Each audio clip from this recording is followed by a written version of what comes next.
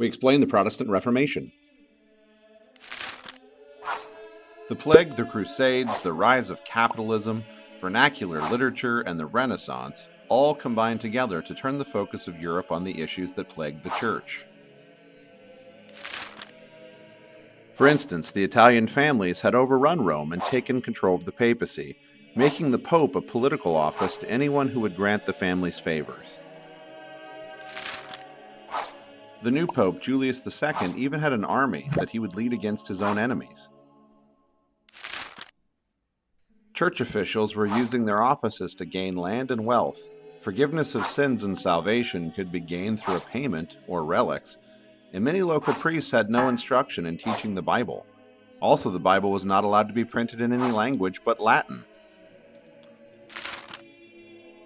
Christian humanism encouraged people to follow Jesus, not church dogma.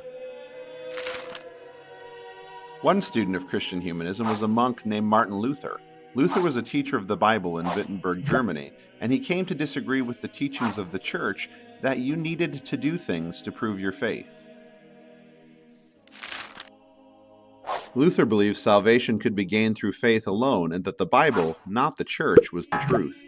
He was especially upset at the sale of indulgences for forgiveness.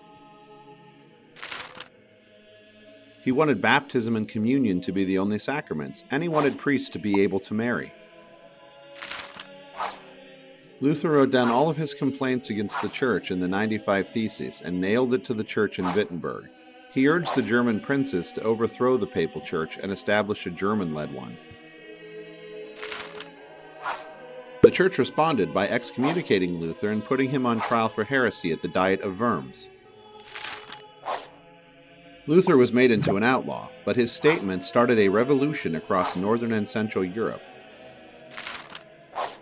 The German states did revolt, and they set up the Lutheran Church. They got rid of Mass and put in a service that consisted of prayer, song, and Bible reading in German. The Protestant Christian Church was born.